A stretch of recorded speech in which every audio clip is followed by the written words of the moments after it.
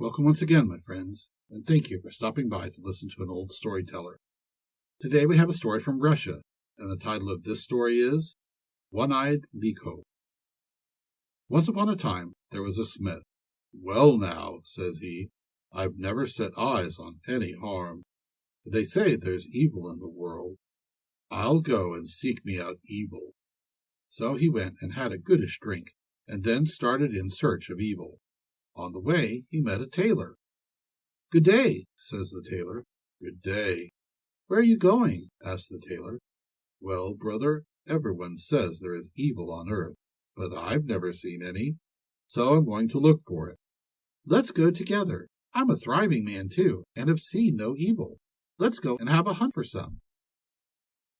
Well, they walked and walked till they reached a dark, dense forest.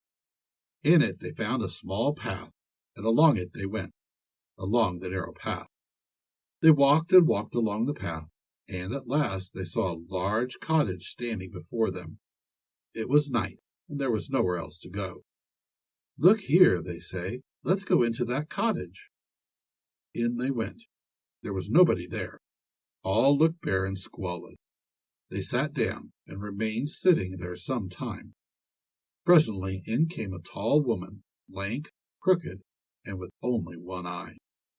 "Ah," says she, "hi, visitors. Good day to you."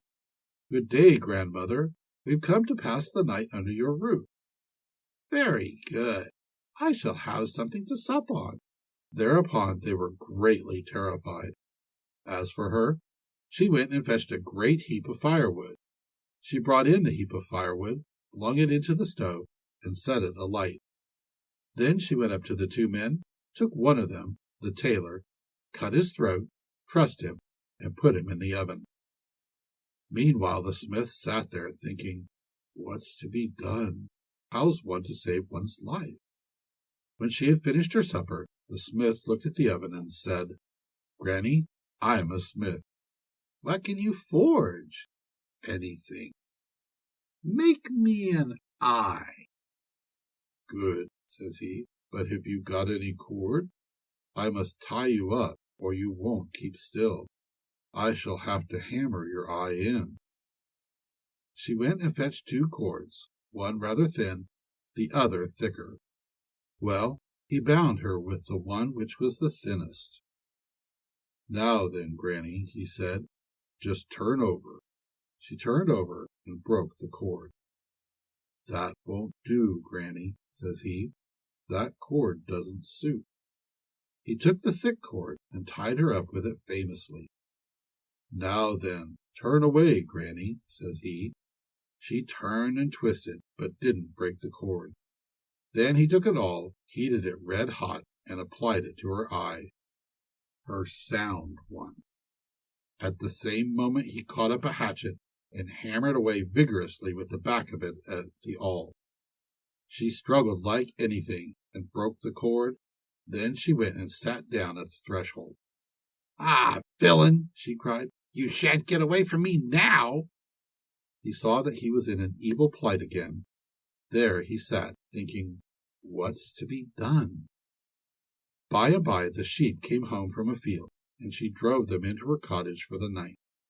Well, the smith spent the night there too. In the morning she got up to let the sheep out. He took his sheepskin pelisse and turned it inside out so that the wool was outside, passed his arms through its sleeves, and pulled it well over him, and crept up to her as if he had been a sheep. She let the flock go out one at a time, catching hold of each by the wool on its back and shoving it out.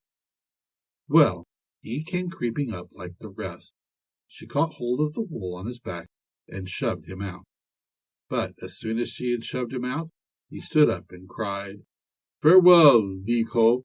I have suffered much evil at your hands. Now you can do nothing to me." "Wait a bit," she replied. "You shall endure still more.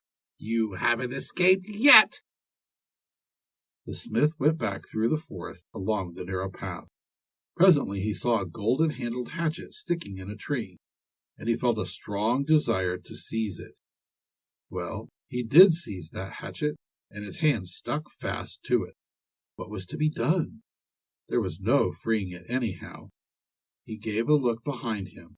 There was the Likho coming after him and crying, "There you are, villain! You've not got off yet!" The smith pulled out a small knife which he had in his pocket and began hacking away at his hand, cut it clean off, and ran away. When he reached his village, he immediately began to show his arm as a proof that he had seen Likho at last.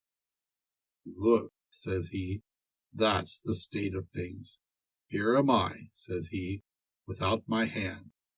And as for my comrade, she's eaten him up entirely." Thank you once again for listening to this story.